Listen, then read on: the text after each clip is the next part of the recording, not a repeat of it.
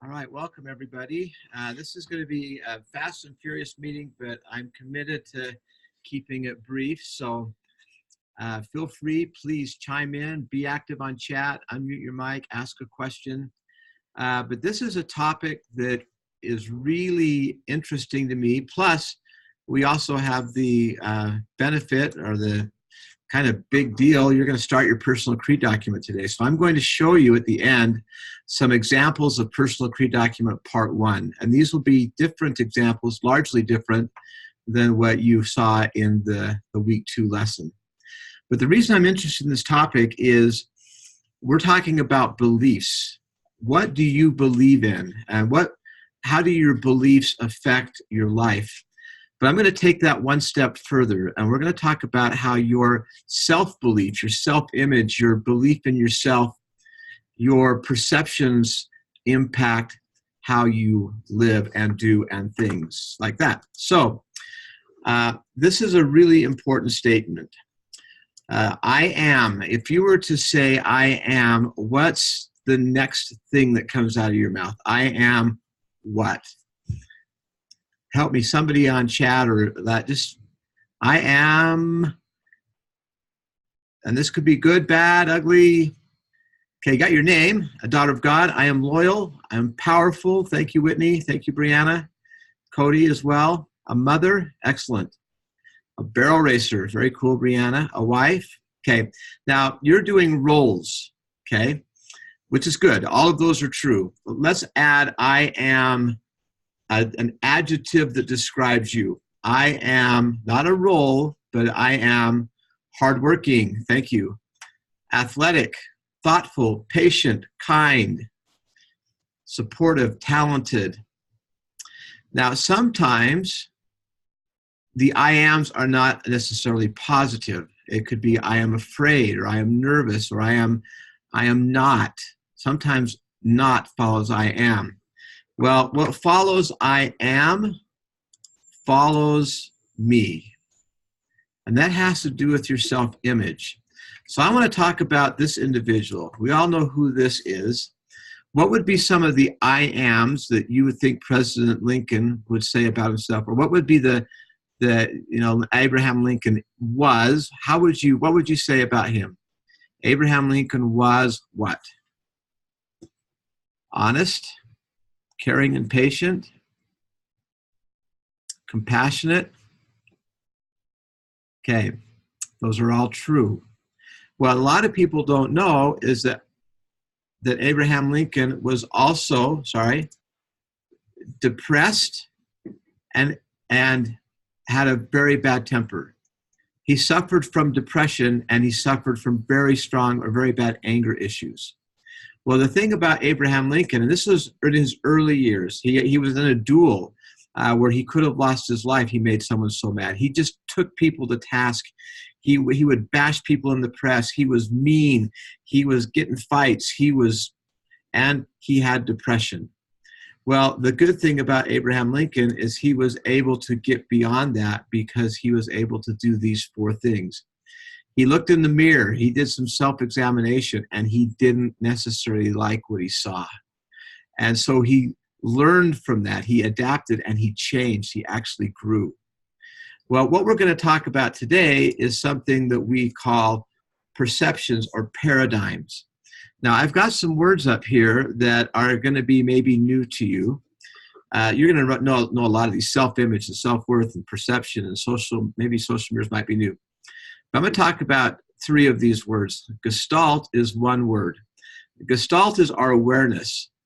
Now, an example of this would be if you buy a car, let's say you bought, I don't know, a Toyota Camry, right? Well, what happens once you buy a Toyota Camry? What do you notice all over whatever town you're in?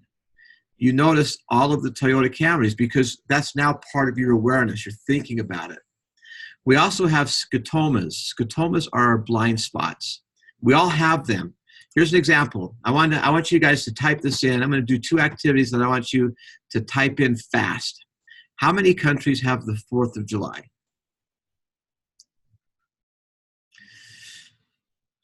A whole bunch of ones. Whitney said all of them, and so did Josh. In fact, all of countries have the 4th of July that use our calendar, right?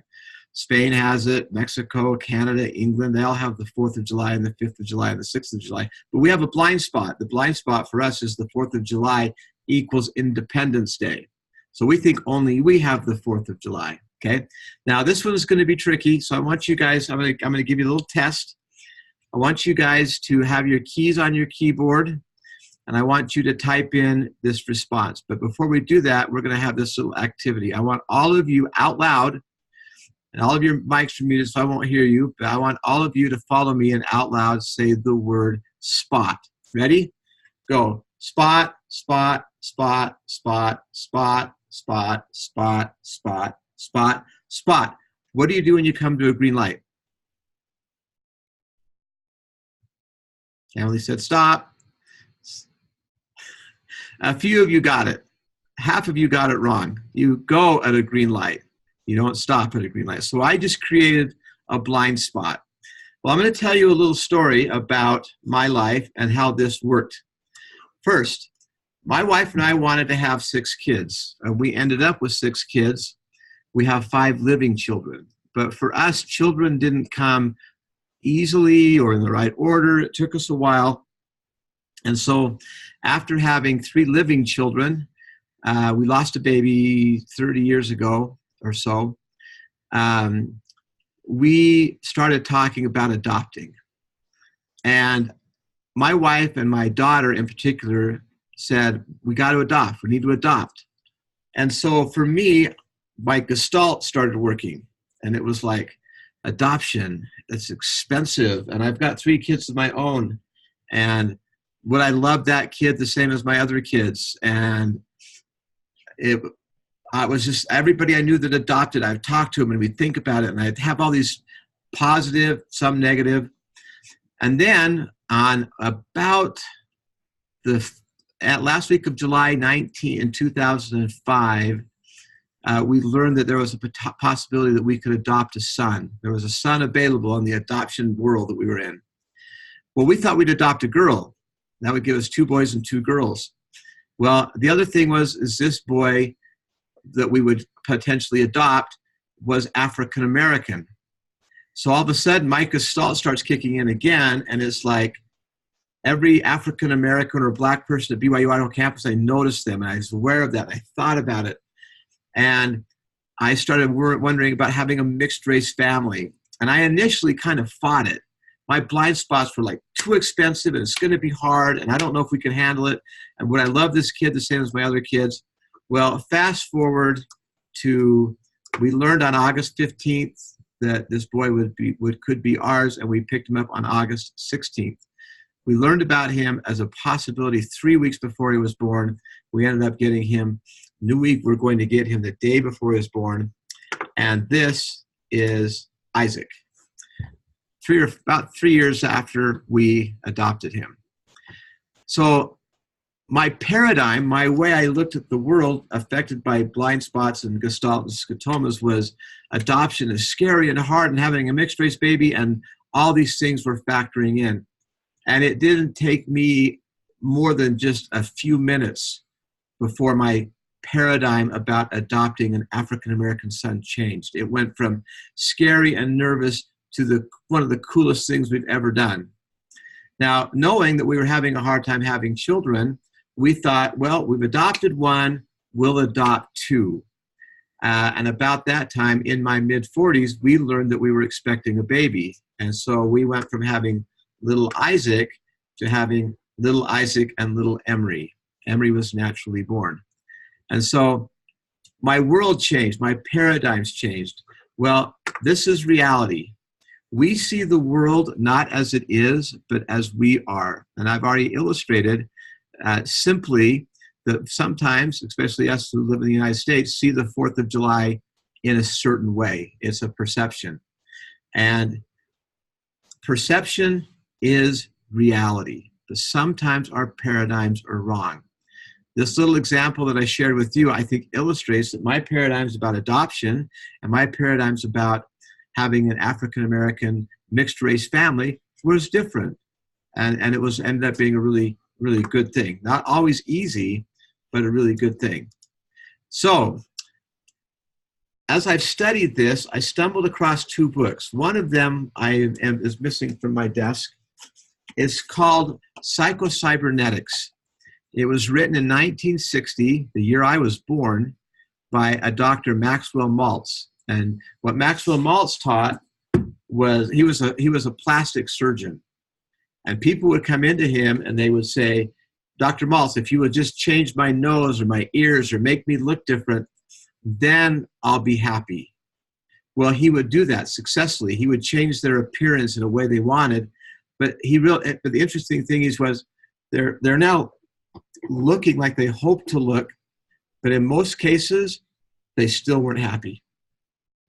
And that's because their beliefs hadn't shifted. And then within the last couple of decades, this book, Bobby Sommer wrote a book called Psycho-Cybernetics 2000, where she took that principle and brought it forth into our modern world. And this is a statement, and we're going to talk about this a little bit and explore where this comes from. She said, we always act in a manner that is consistent with our self-image, and I'm going to insert beliefs regardless of the reality of that self-image. Well, sometimes our self-image, our beliefs are wrong. In fact, a lot of times they're wrong. And sometimes they're based in fear or kind of insecurities, and that's not necessarily healthy. So what I want to talk about, and then I want to talk about this is from The Worry Solution. Dr. Martin Rossmann, he said the discrepancy between the real and imagined is the root of suffering. The more our self-image is off from reality, the more we're going to suffer. And it could be things that looks at our lives. So it all starts with the way our brain works. So your brain is basically the size of your two hands together, and you have a left side and a right side. So for the next few minutes, we're going to explore how these beliefs that affect how we live come about. And it has to do with our left brain and our right brain, okay? Your left brain is more analytical, it's more logical. When you learn something for the first time, usually it's because someone's giving you verbal instruction or you're reading instructions, and it's very analytical, rigid. Your right brain is more spontaneous and fun and instinctive and intuitive. Well, when you learn something, we learn things first on the left brain. Sometimes we learn right brain is through observation. But when you first learned to tie your shoes, you did it left brain. You had to have instruction. You had to think about the processes and the steps. When you first learned to type or play the piano or drive a car, that's where you learned it, the left brain. But over time, it migrates to the right brain, and it becomes more instinctive. It becomes more subconscious than conscious. So everybody who tied your shoes today, you tied your shoes without thinking about the steps. It's become innate. I can type and not even think about where my fingers are going. I've learned it. Playing the piano would be the same way. You could drive from here to Rexburg, for example. Rexburg. You could drive from here to wherever, Idaho Falls, and not really think about all the steps of driving. You guys ever experienced that? It's like I've been driving, but not thinking about driving. I've passed cars and turned on my signals and braked and sped up and did cruise control and blah, blah, blah, blah, blah. You don't even think about it. Well, I want to do this with a little example, okay? I want all of you to take just a second, and I want you to take your hands, and I want you to just interlock your fingers like this, okay?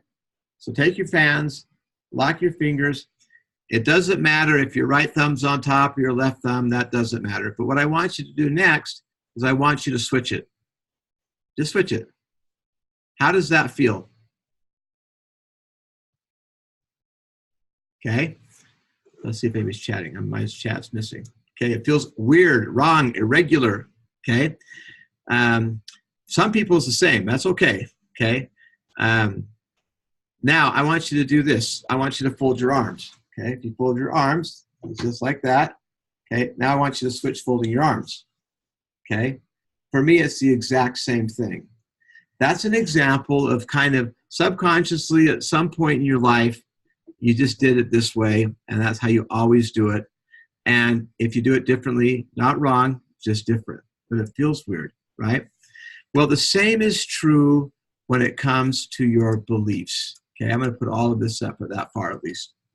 Your analytical left brain has two principles: select and eliminate.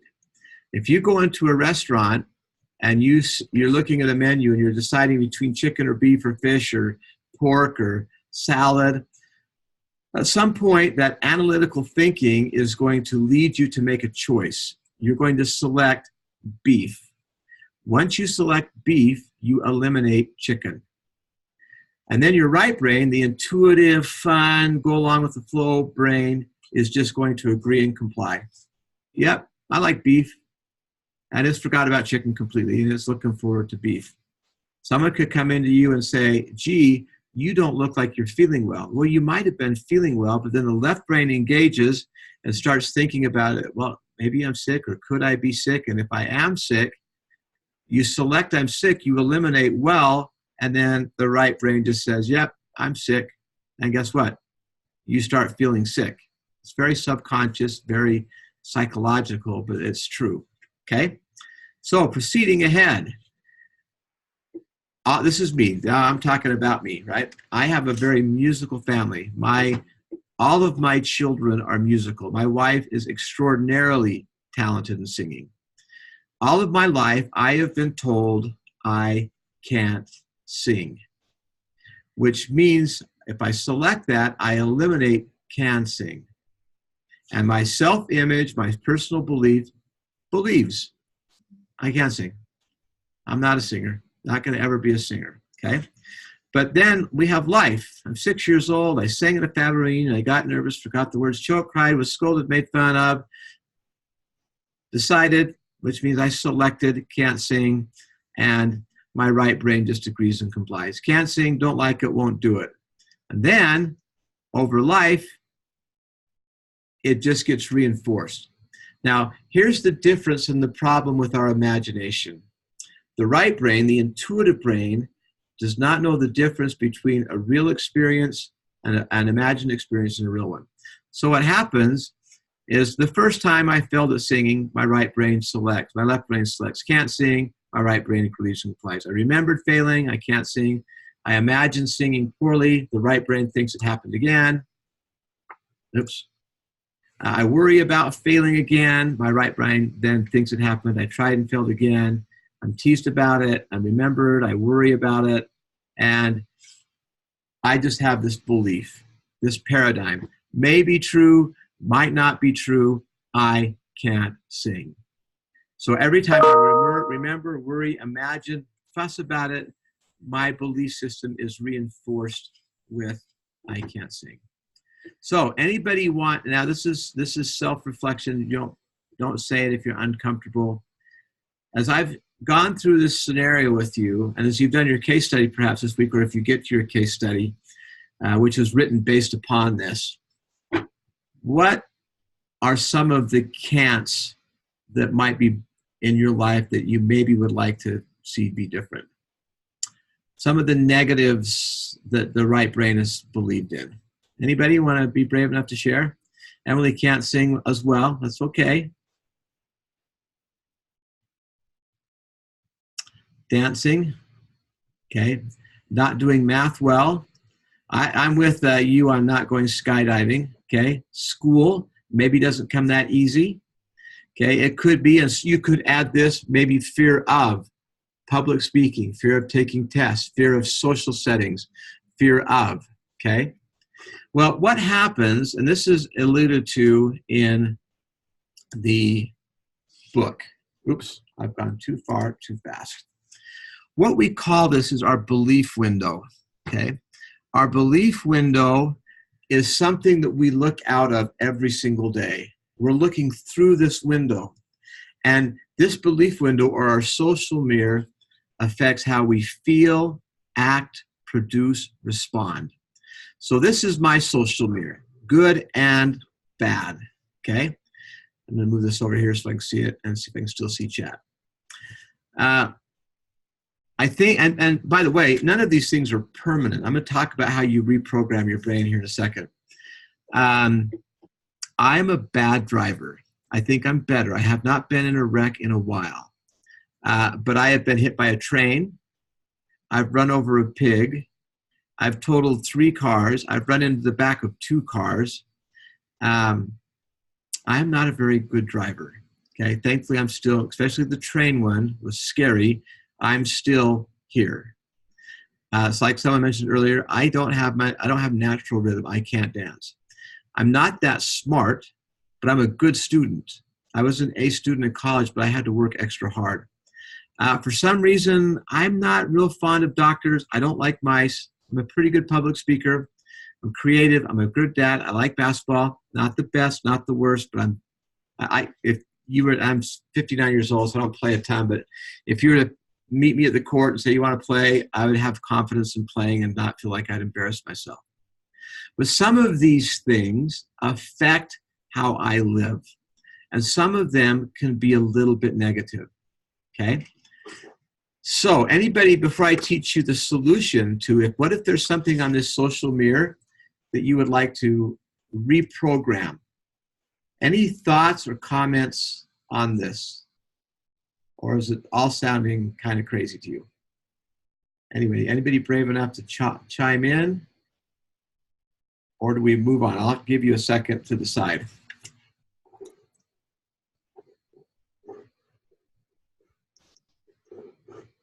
Anybody?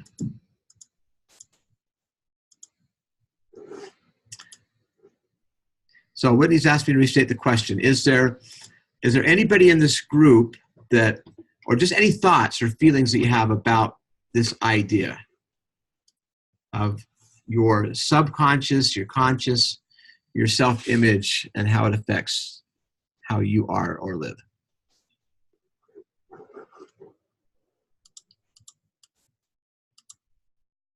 Okay, so this is the question. What if there's something in your life, and I'll look at a couple of these, fear of making decisions, okay? I can relate to that. Fear of taking tests. I had that, largely overcame that, okay? What if there's something there that you want to change, okay? Well, the simple system from Psycho-Cybernetics is called CRAFT, okay? And CRAFT is all about how you manage the left brain, select and eliminate, and the right brain, agree and comply. Now, Bobby Summer, she actually came and spoke on our campus at BYU, Idaho, taught this, and she said, CRAFT is super simple. It's easy in concept, but it's hard to implement. And the reason is, some of these beliefs that you have, they started when you were a little kid. And sadly, as parents, we are prone to give our kids labels. So for example, if I say to Isaac, Isaac, you're so dumb, or why can't you, or you're not like, if every time I do that, he's not knowing he's doing this, he's naturally going to start thinking about it. My dad said I'm not smart. So if he thinks about that and worries about it, he's going to select I'm not smart, which eliminates I am smart. And then it might get reinforced by another friend or a parent. And over time, he just naturally gets to this conclusion, I'm not smart. Okay? Positive also. If someone tells you, hey, you can do this, I expect you to do well, you're a great kid. Someone tells you you're a great kid, you select, I'm a great kid, eliminate, I'm a bad kid, and over time you have these positive. This goes both ways, right? So the key is managing this through this process, okay? So it's called CRAFT. The first C stands for cancel. Every time you have a negative thought, you have to cancel it. If it's an I can't thought, or I'm not thought, or I'm not good enough thought, you cancel it. Now here's some tricks. Bobby Summer would say that when you have that negative thought, say to yourself, stop. Well, or cancel. Well, the problem is then you're around muttering things. So I started shaking my head. Every time I had a negative thought, I'd shake my head, and my kids would look at me like I'm crazy. Some people will take a rubber band and they'll just pop their wrist every time they have that negative thought. What I've learned to do is I just squeeze my hand. Just a little reminder. It's very unnoticeable. I'm just going to squeeze my hand. If I have an I can't thought, I squeeze my hand. But then you have to replace it with a positive thought. And the positive thoughts would be an I am thought. I'm a great singer. I am a good test taker. I am confident in making decisions. I enjoy math. Okay? I love to skydive. Some of these I don't care about. I'm never going to skydive. I don't worry about it. Okay? That's still a side idea. Okay? Every time you replace it with a positive thought, you select can and eliminate can, and over time, right brain agrees and complies. The next step is an A, affirmation. An affirmation is a more positive thought. It's the I am thought again. I can thought. I am confident. I'm a great test taker. The way you do this is you have little prompts during the day. It might be a little something on your phone. It might be on your keyboard. It might be your toothbrush. And every time you see that prompt, it's a star or a dot or something, you say, okay, say my affirmation. I can. Every time you say it, the more times you say it, you're selecting can, eliminating can't. The next one, now these three, CRA, are largely left brain. F is starting the right brain activity, and that is focusing. That is visualizing success. Get in a quiet spot and visualize yourself comfortably nailing a test, saying hi to somebody that you're nervous around, making a really proactive decision, okay? And then the next one, even more right brain, is acting as if it's trained. This is where you actually do it. And you might be a little uncomfortable at first, but you might be singing in the shower. You might do what we call contrived experience, where you set it up and you imagine it and you do it, and over time, I've practiced this, I know it works. Over time, as you cancel, replace, affirm, focus, train, your right brain begins to believe. And all of a sudden you have this paradigm shift from I can't to I can. All right, we have 2 minutes. Any comments before I show you Personal Creed Document 1?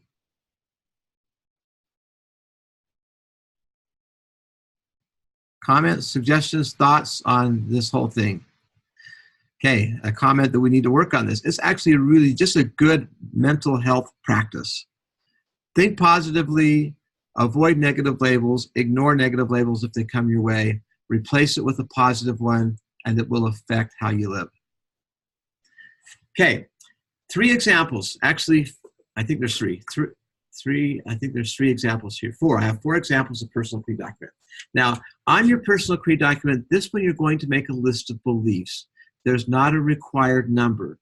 I would not recommend having 50, and I wouldn't recommend having 5. I would think articles of faith. We have 13. Think 10, 12, or so, 8 to 12 belief statements. Now, you don't just list the word, but what you want to do is you want to list the things. By the way, you'll notice I don't have it in version number 7. This is a typo. I have it fixed. I actually have 12 beliefs. Somehow I missed number 7, okay? But if you look at my Personal Creed document, I have 12 belief statements. And these belief statements are a statement. But what do I believe in? I believe in the Savior. I believe in His church. I believe in my family. I believe in the power of habit and of routine and self-mastery. That my body is a temple of being present, the healing power of nature, having empathy, and having gratitude, okay? Being still, not being present, okay? But list why this belief is important. Now, what you're going to be handing in this week it doesn't have to have the bow on it yet. It can be just your 12 statements, okay? Example 2. Oops, went there. My beliefs, the God, the Eternal Father, believing in not what others think, being a mother, education, family, freedom, music, husband, temple, those kinds of things, okay? Example 3. And again, you can have a little fun with this. She called this her rules of the road. And she lists these number of beliefs, okay? Example number 4 would be that she believes in, and she just has the thing with the description: faith, truth, respect, modesty, commitment, leadership, learning, family, work, compassion, forthrightness, and God. So again, what you're going to be creating this week is a list of things that you believe in with a little bit of explanation, however you craft it, on why you believe. It can't be just, I believe in these 10 words. List why you believe in them. Okay, any questions or comments? I'll stay on to see if anybody has any. Before I sign off on the recording, let's just talk a little bit about what else we have this week. So the case study this week is not a group assignment, it's a quiz. And so you're going to go through the case study and answer a few questions, very simple. Okay, you're going to build this part of your CREED document. Then you have your class meeting report and lesson evaluation.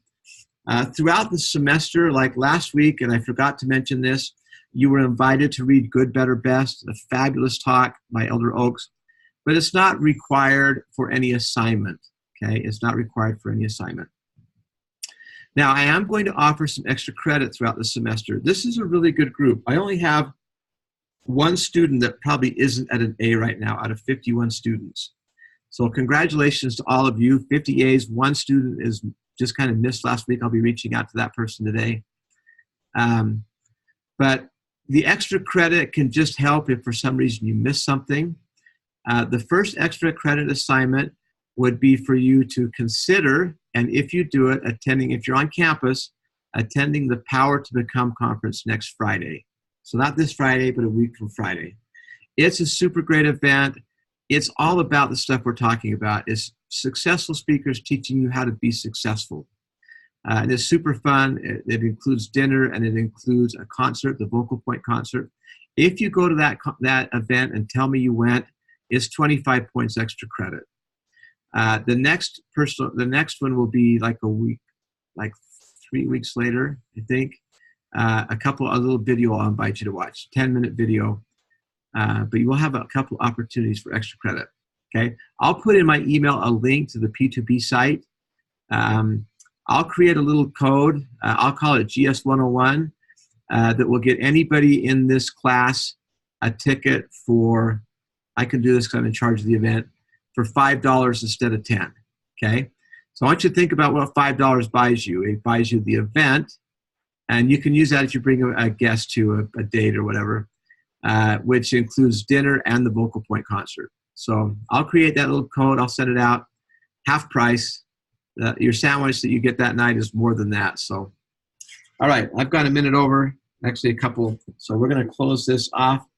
Please let me know if you have any questions, and I'll stay on. Emily says she's been at the event and thought it was amazing. Thank you, Emily, for that. And you can go for $5 this time. Brianna, I'll send you out in my email with the recording a link to the event and a code that'll get you your $5 ticket.